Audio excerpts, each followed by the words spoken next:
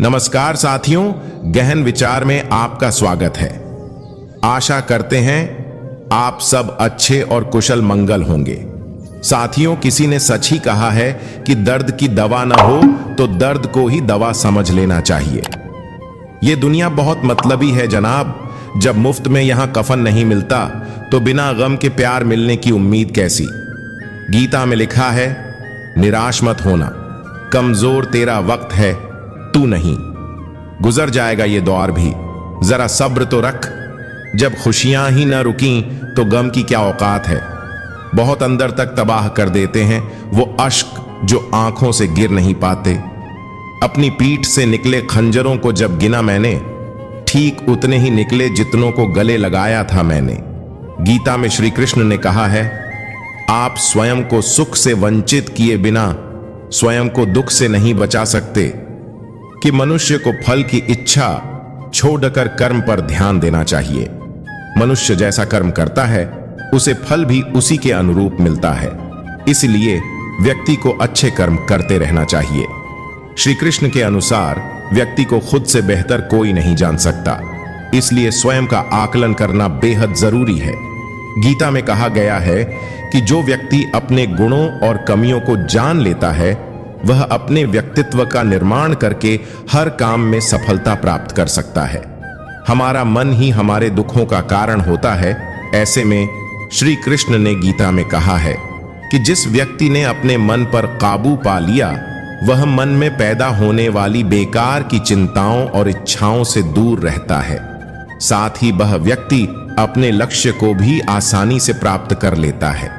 लोग कहते हैं दुख बुरा होता है, जब भी आता है रुलाकर जाता है, लेकिन हम कहते हैं दुख अच्छा होता है, जब भी आता है कुछ सिखाकर जाता है।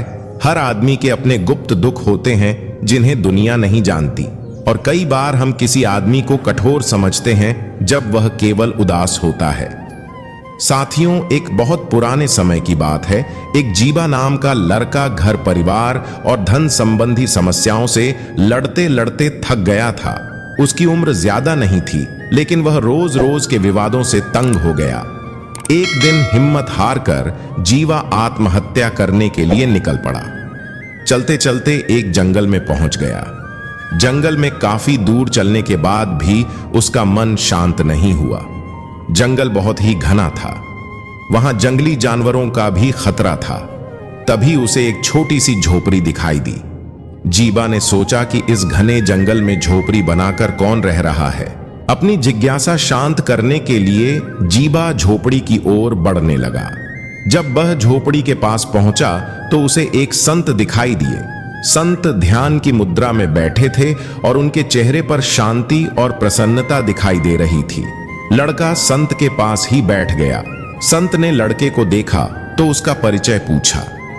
लड़के ने कहा कि मेरा नाम जीबा है, मैं अपने जीवन में परेशान हो गया हूं और मरना चाहता हूं, इसीलिए इस जंगल में आया हूं ताकि किसी तरह से मैं अपना जीवन खत्म कर सकूं।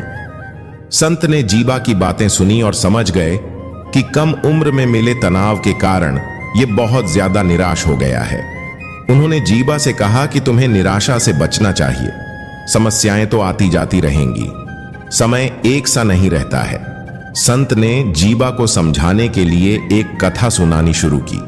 संत बोले, एक छोटे बच्चे ने एक दिन अपने घर में बांस का और एक कैक्टस का पौधा घर के आंगन में लगाया। उसको बागवानी का नया नया शौक था। बच्चा रोज दोनों पौधों की एक समान देखभाल करने लगा।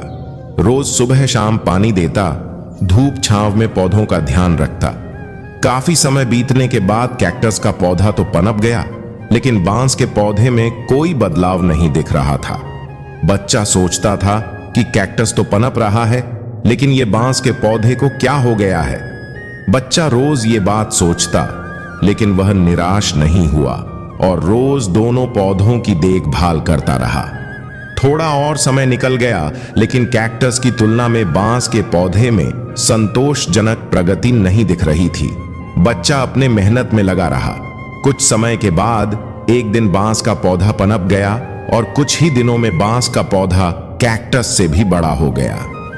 संत ने उस निराश जीबा से आगे कहा, कि बांस का पौधा पहले तो अपनी जड़ें मजबूत कर रहा था, इसलिए उसे पनपने में समय लगा, लेकिन वह बच्चा भी अपनी कोशिशों में पीछे नहीं हटा और निराश नहीं हुआ। हमें भी अपने जीवन में दो बातें ध्यान रखनी चाहिए।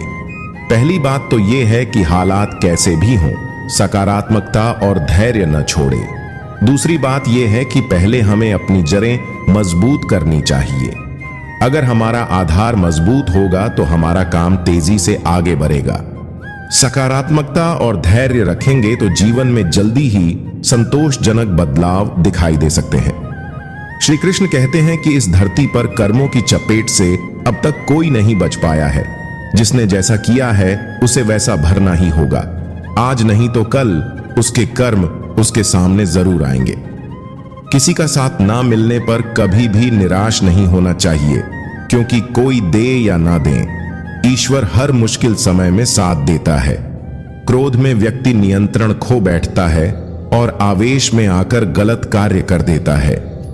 यहां तक कि कभी कभी गुस्से में व्यक्ति खुद का अहित कर बैठता है।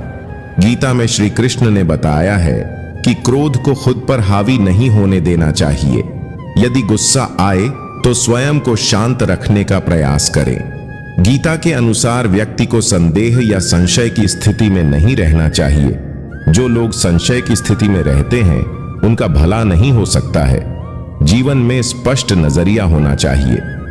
भगवान श्री कृष्ण कहते हैं कि विषम परिस्थिति का सामना करने के लिए रणनीति जरूरी है। बिना रणनीति के युद्ध में जीत नहीं मिलती है। अतः किसी भी कार्य को करने के लिए रणनीति जरूर तैयार करें। अगर जीवन में विषम परिस्थिति पैदा होती है तो रणनीति बनाकर सामना करें। सफलता अवश्य प्राप्त होगी। भगवान कहते हैं कि व्यक्ति व्यर्थ ही भविष्य की चिंता करता है। भविष्य तो व्यक्ति द्वारा वर्तमान समय में किए गए कर्मों के आधार पर तय होता है। अतः वर्तमान में अच्छा कर्म करें।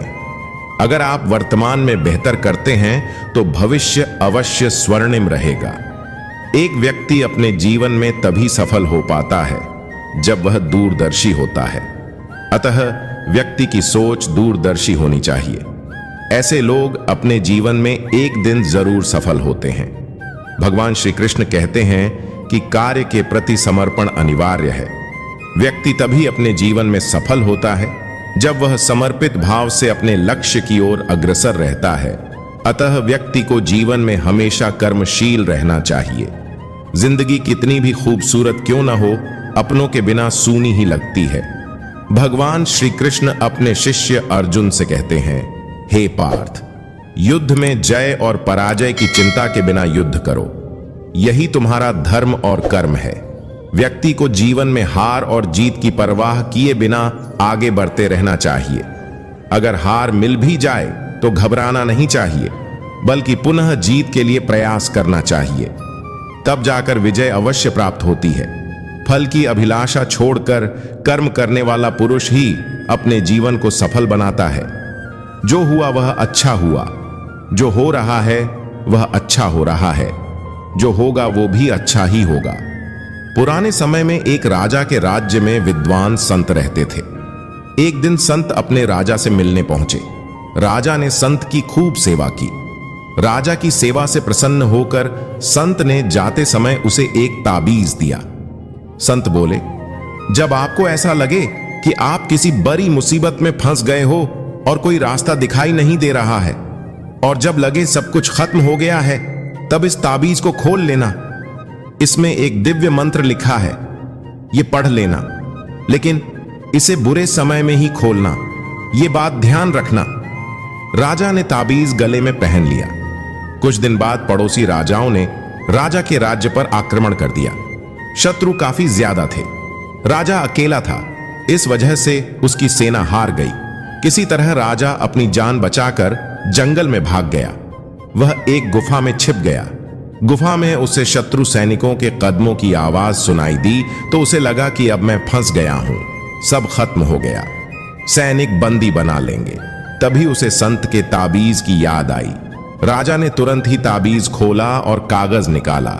उस पर लिखा था कि यह समय भी निकल जाएगा। यह पढ़कर राजा को थोड़ा सुकून मिला। कुछ ही देर में सैनिक के कदमों की आवाज कम होने लगी। गुफा से झांक कर राजा ने देखा तो सैनिक उस जगह से काफी दूर निकल गए थे।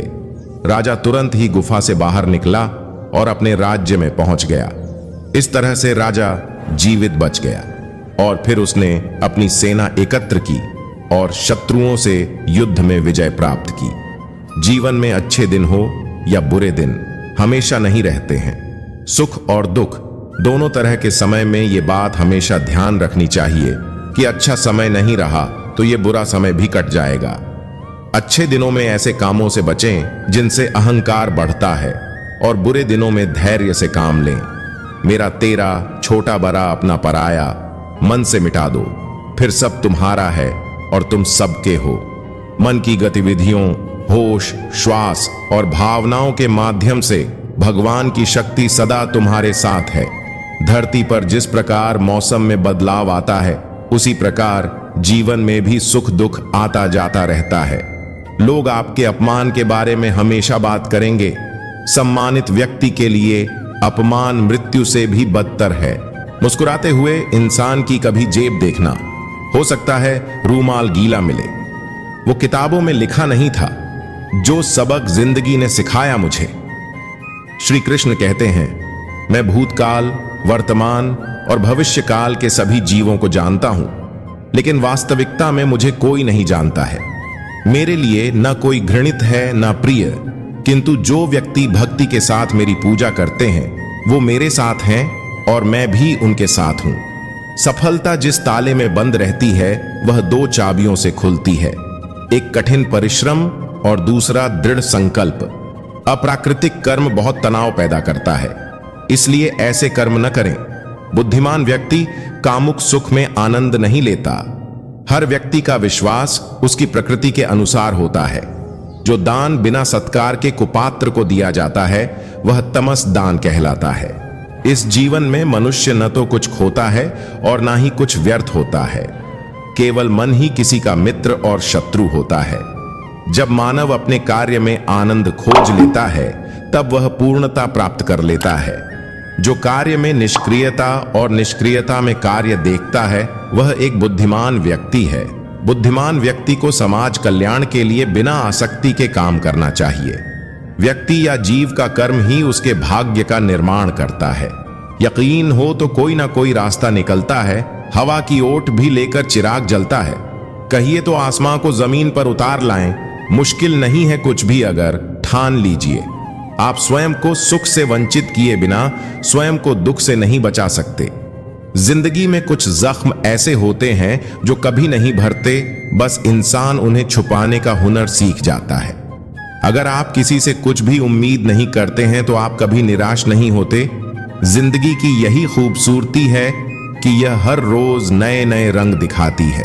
जो जिंदगी को हंसकर जीते हैं उनकी दुनिया अक्सर खूबसूरत हो जाती है।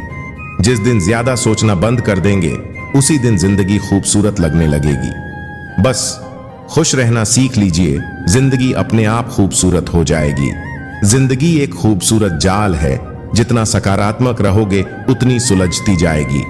जिनका दिल चेहरे से ज्यादा खूबसूरत होता है उनके लिए जिंदगी बेहद आसान होती है। सादगी से जीने वालों के लिए यह जिंदगी एक खूबसूरत तोहफा बन जाती है। यह जिंदगी हर दिन आपको एक खूबसूरत तोहफा देती है, जिसे कल कहते हैं। ध्यान से देखो तो जिंदगी खूबसूरत है, न देखो तो सिर्फ एक जरूरत है। जिंदगी में अगर अच्छे दोस्त हों तो इससे खूबसूरत और कुछ नहीं हो सकता। दिल में बसा लोगे भगवान की सूरत तो जिंदगी हो जाएगी बेहद खूबसूरत। किसी ने क्या खूब कहा है, जिंदगी कभी हैरान करती है, कभी परेशान करती है, पर जब बहुत दुख होता है तो ऊपर वाले को मेहरबान भी करती है। आशा करते हैं साथियों आपको ये वीडियो अच्छी लगी होगी। साथियों अगर वीडियो अच्छी लगी हो तो कृपया हमारे चैनल को सब्सक्राइब जरूर करें।